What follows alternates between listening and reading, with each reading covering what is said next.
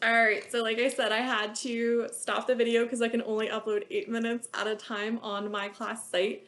So this is part two.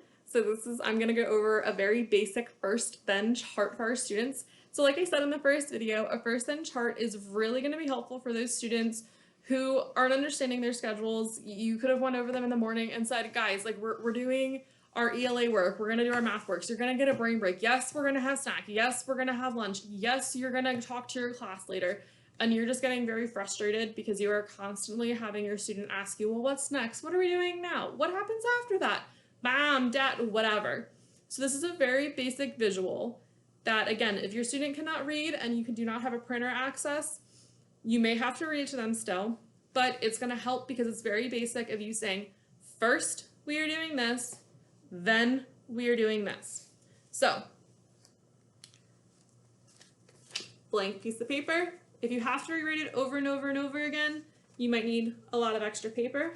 Or if you do not want to keep writing it over and over and over again, you have some options of either writing the expectations, if they're going to be the same every day, on Post-it notes and then sticking them on first and then, or doing them on construction paper if you want to color code it, because some kids will learn that when it's yellow, we're going to be doing our ELA work. When it's red, we're doing our math work. When it's blue, it's a brain break. When it's purple, we're going to do some social skills.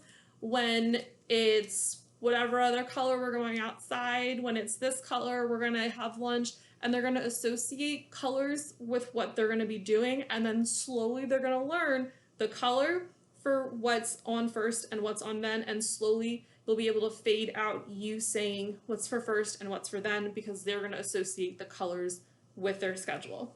So for me, I'm just going to write it on here for time's sake. So what you're going to want to write is first, and then draw a square under that. And then right next to that, you will write then, and a square next to that. So it should look something along those lines. You may be a lot more creative and artistic than me. For time's sake, I'm not that creative and artistic. So if you're waking up in the morning and your student is relying heavily on your prompts and your redirections to even stay on task, just to brush their teeth, just to still come down for breakfast, because staying in a routine and a rhythm still, even at home now while we are doing our virtual learning and our distance learning, is still very crucial for our students to be doing that, because they are going to rely heavily on that. It's going to make it a lot smoother if we're still relying on those routines and those rhythms that the students crave that structure. Whether they say it or not, they do crave it.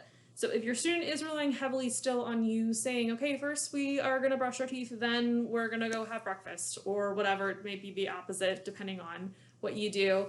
But if you are heavily prompting your student, it may just be easier that you're going to write in, first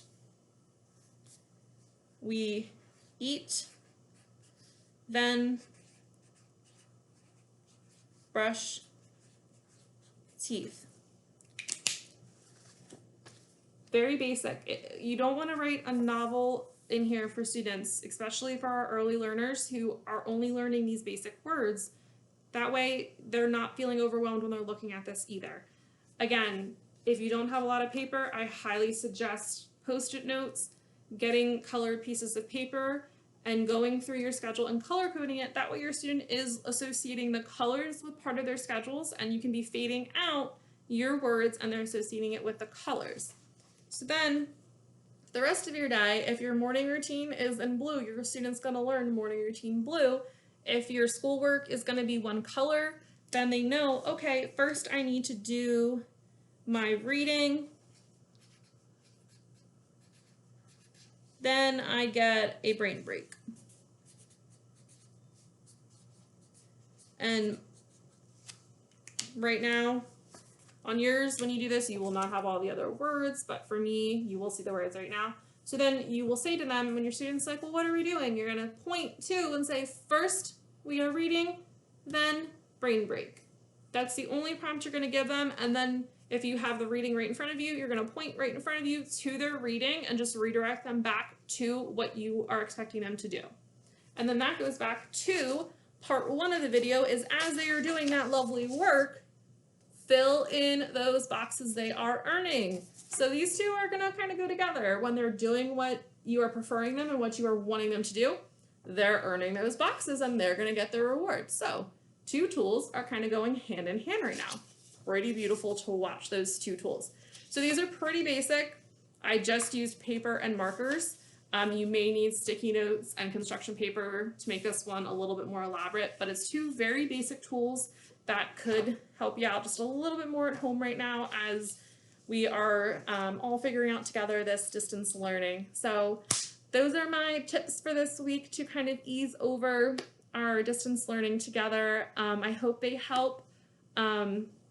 If you have any other tips, if you have any other things that you're noticing are going on now, please let me know, and I'm more than happy to do those for next week. All right, guys, have a great rest of the week. See ya.